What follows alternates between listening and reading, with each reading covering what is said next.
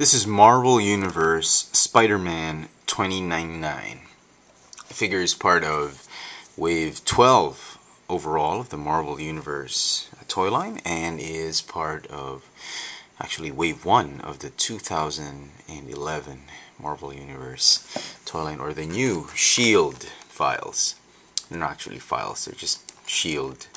Marvel Universe series. As you can see here, it says, you can't see it, Series 3 005, which is figure 005, and it has the new S.H.I.E.L.D. logo with the acronym spelled out, strategic, the acronym and its actual meaning emblazoned around the S.H.I.E.L.D. insignia. Strategic Hazard Intervention Espionage Logistics Directorate, or S.H.I.E.L.D. Interesting artwork by Quapel. As you can see, here's the rest of the assortment, and you've got Steve Rogers right there heading the new S.H.I.E.L.D.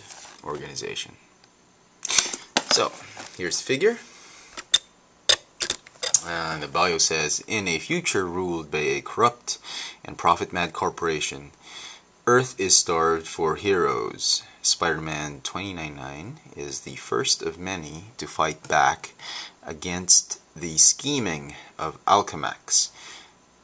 Granted his powers in a laboratory accident, he fights the company from within and uses his technical genius to keep his identity hidden from the high-tech public eye security forces. I didn't actually read the comic book, Spider-Man 2099.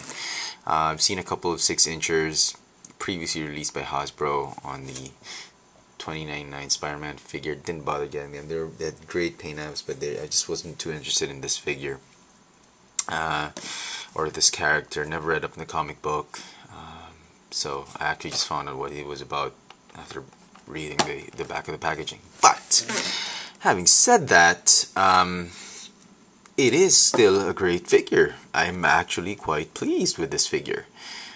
The way Hasbro has come up with better and better Marvel Universe figures, this is a testament to that. Oh, I forgot to say it.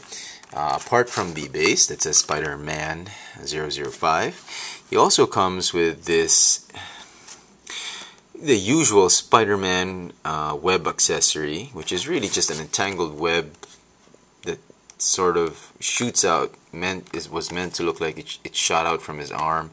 It clips on. This thing is present in every Spider-Man figure, I think, except the black one. I think I don't know, but in almost all the Spider-Man figures, he always has that webbing, that web shoot, that web blast or whatever. I'm not really too interested in that. It's okay, but I was kind of hoping for something better. Maybe they would have changed it since it is Series 3, but well, the mold is still profitable for that accessory. So very cool. Some details about the figure. The figure uses the body sculpt of, it's a small body sculpt, which means the smallest chest and legs. It's also the one they use for Silver Surfer, the Black Spider-Man, and hence the articulation is only for like that of those figures. He's got a, let me just stand him up. Just like Multiple Man, I think. Yeah, Jamie Madrox's mold is the same. So, he's got a ball-jointed neck, ball-jointed upper torso, ball-hinged shoulders, bicep swivel, hinge elbow, swivel wrist, ball-jointed hip, double-jointed knees, and a ball-hinge ankle. So, still very nice. I still like the mold. The only problem I have with this mold is that the thigh articulation is so limited. I mean, he's Spider-Man, right? He should still be able to bring his knees up to his chest, but I don't know. I do hope the guys at Hasbro are thinking of something to really improve this mold. It's a shame that he can't do too many articulated poses because of that hinge, because of these ball joint hips. But still, you know, it's better than just a hinge hip, right? At least he can go in and out and forward and backward with it. You'll know what I mean if you're a Star Wars fan. On the back, he's got this soft, rubbery plastic, translucent material that is in the sculpt of sort of like webbing, which is present in most of the 2099 Spider-Man characters or figures, and it's supposed to be under his armpit somewhere here, I think, and not exactly on his back. Well, maybe it's partly on his back and under his armpit, so I guess that's fine. He's got 2 spikes on his forearms, and that's about it. Very simple character.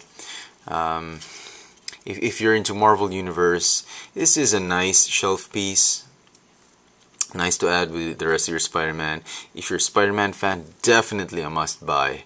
But if you just like the X-Men or the Avengers, maybe you can go ahead and pass up on this one and just maybe get the others like the Hulk or hey, maybe even Spider-Woman. But this is strictly only for, I would suggest, only for the Spider-Man fans and the Marvel Universe fans in general.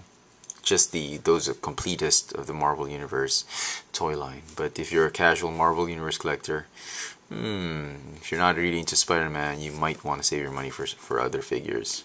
But still, nevertheless, the paint job is great, excellent work.